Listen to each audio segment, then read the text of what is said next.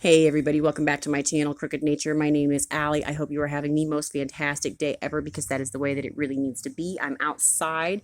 I was trying to get a little bit better light to do this video on the Geogenanthus Ciliatus, but there's a storm coming in, so I'm just having to work with it. It's still pretty nice outside. You can see my pretty plants in the background, and you can hear thunder and traffic if you're really listening through the microphone and it's picking it up. So this guy has two other species in its family, and that is the Popigii and the Rhizanthus, and they are also really pretty. If you get a chance to see pictures of those, I do not have either of those species, and I'm not willing to put in pictures of stuff that I don't have, that I can't really photograph myself, so I don't have them. But like, if you look them up, they're beautiful.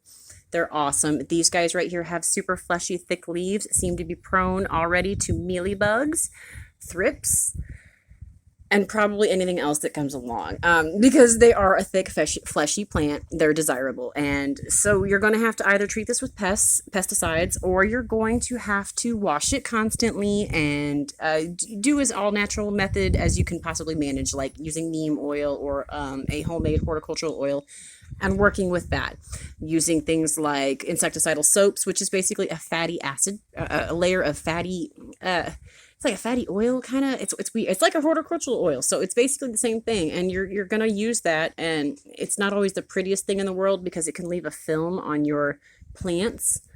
It's very effective though, and it helps put a coating on your plant basically, so that those pests don't get to them and eat and sap the nutrition and the moisture out of your plants, because that's such a big deal. If you get a pest and you can't get rid of it, it's going to eat that plant. Now, these guys apparently aren't going to get super, super tall, but they will spread to about 2 feet wide. So if you have a really big pot, in the end, you might be able to get this guy in there and do that. I can't remember if this one is propagation protected or not, but it's very easy to look up. It is being sold by Costa Farms. This one came from Costa Farms. I bought it at a box store, but it came from them originally, and it was branded as one of theirs. And look at that beautiful color. These guys are so pretty. They really suffer from underwatering. So if you are an underwaterer, you want to put this in a place where you're going to see it all the time, all day long. You want to check on it. You want to keep that soil moist, and you don't want to let it dry out. You're going to know when it dries out eventually, because it's going to weep. It's apparently a very dramatic plant. I haven't had anything like that happen yet, but if you have peace lilies, or you know how they flap down when they get underwatered, this is going to do the same kind of thing, and apparently will perk right back up once you water it, which is fantastic. We love plants like that, just because sometimes I suffer from anxiety and depression and can't do all the things I need to do, like watering. So having a plant that literally indicates to me that it needs water is a really good thing. These are definitely going to be rewarding. I haven't had it for very long, but I really, really love the way that it looks. Its color is beautiful. Its growth pattern seems to be pretty decent. It reminds me of a Tradescantia's fuzzy legs, kind of. It's hard to explain it, but there's fuzz along here, and oh, I can see it. I don't know how well the camera is picking it up, but it's a very fuzzy leg right there. And I love it. I think that's awesome. I think the color of the stems is awesome. It's a maroon purple color, and then it gives us those beautiful, beautiful leaves that are super thick and fleshy. And the bigger the leaf gets, the darker it gets. So when it starts out, it's a green color.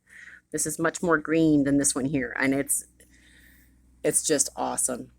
I am very satisfied with what I paid for this plant. And this plant, even though this is a Costa Farms pot, I actually got this plant 50% off because someone had broken the original pot that it came in. So it was on the clearance markdown rack for half off. So I got it for about 10 bucks.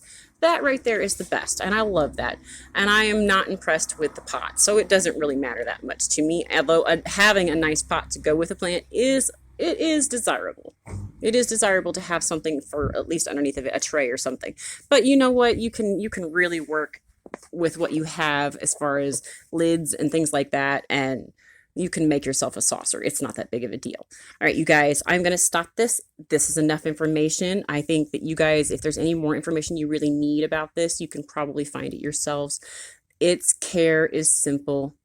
I'm betting that it's going to need a diluted fertilizer or I don't know. It requires a lot of frequent watering, so I might want to fertilize this guy diluted once a month and see how that goes. And I'll show you guys whenever there's something to update. What I can say is that it's new growth from down here in the soil. It's kind of like a little point. So if you're hoping that your plant is gonna shoot out from the ground and send up more and fill out, that's what you're looking for apparently. And I've got a few of them in here that look like that.